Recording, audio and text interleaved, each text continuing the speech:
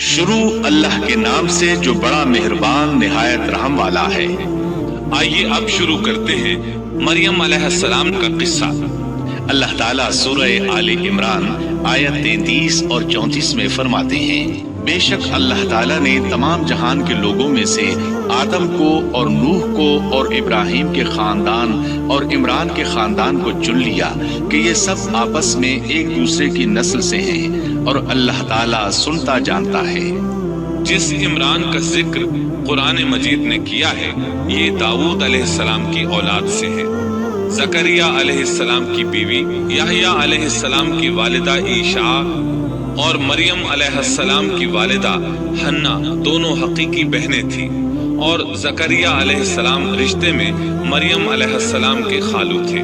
اس طرح یحییٰ علیہ السلام اور مریم علیہ السلام آپس میں خالہ زاد ہیں۔ اللہ تعالیٰ نے اس دور کے کئی واقعات کی طرف اشارہ کیا ہے۔ سب سے پہلا تذکرہ مریم علیہ السلام کی پیدائش کا ہوا ہے۔ یہ واقعہ دمشق میں ہوا۔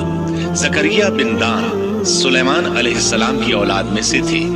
دمشق میں زندگی گزار رہے تھے۔ عمر 100 سال سے زیادہ ہو چکی تھی۔ اس قصے کی ابتدا قرآن مجید نے عمران کی بیوی سے کی ہے۔ وہ مریم علیہ السلام کی ماں اور عیسیٰ ابن مریم کی نانی ہے۔ عمران کی بیوی کے ہاں عرصہ دراز سے کوئی اولاد پیدا نہ ہوئی تھی۔ ایک دن انہوں نے ایک چڑیا کو دیکھا، وہ اپنے بچوں کو خوراک کھلا رہی تھی۔ یہ دیکھ کر انہیں شدت سے اولاد کی خواہش محسوس ہوئی۔ انہوں نے اللہ سے دعا کی، اللہ نے ان کی دعا کو قبول فرمایا۔ چنانچہ جب بچے کی ولادت کا وقت قریب آیا تو انہوں نے ایک نذر مانی۔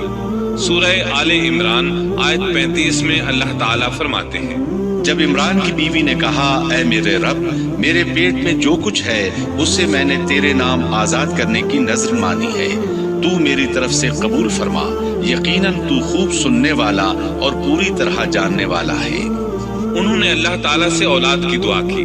اللہ تعالیٰ کے حکم سے جب انہیں بچہ پیدا ہونے کی امید ہوئی تو انہوں نے نذر مان لی کہ جس بچے کو جنم دوں گی اسے اللہ کے لیے آزاد چھوڑ دوں گی تاکہ وہ بیت المقدس کی خدمت کرے۔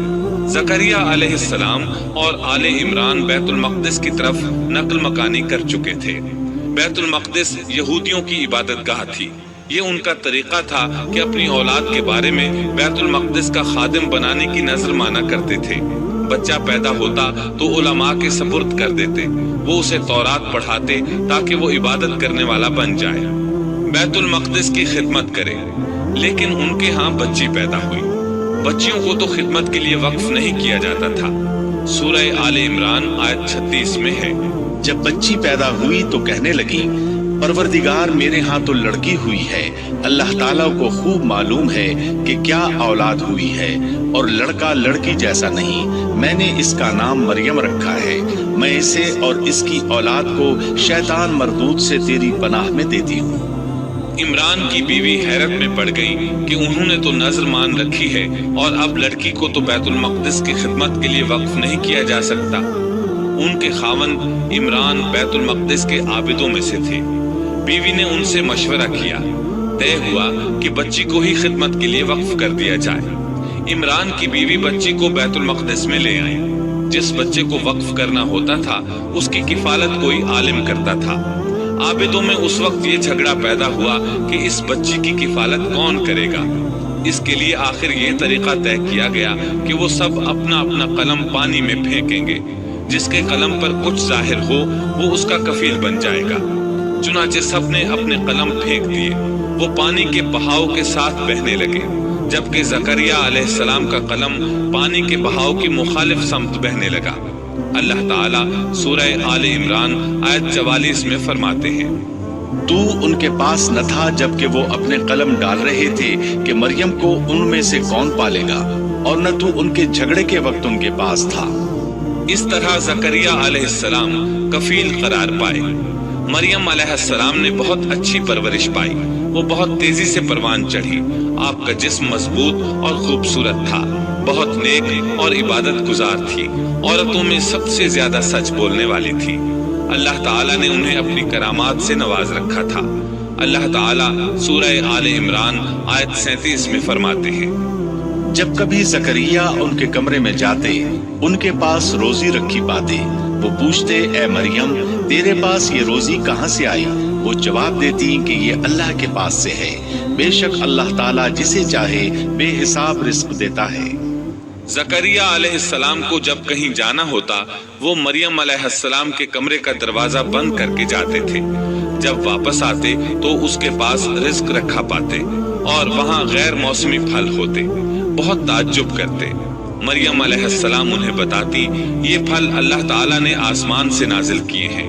اللہ تعالیٰ سورۃ المائدہ آیت 75 میں فرماتے ہیں، اور عیسیٰ کی والدہ ایک راست باز عورت تھی، اسی لیے ان کے ہاتھ پر بہت سی کرامات ظاہر ہو رہی تھی۔ ان کی فضیلت سورہ آل عمران آیت 42 میں ان الفاظ میں آئی ہے، اور جب فرشتوں نے کہا اے مریم اللہ تعالیٰ نے تجھے برگزیدہ کر لیا اور تجھے پاک کر دیا اور سارے جہان کی عورتوں میں سے تیرا انتخاب کر لیا۔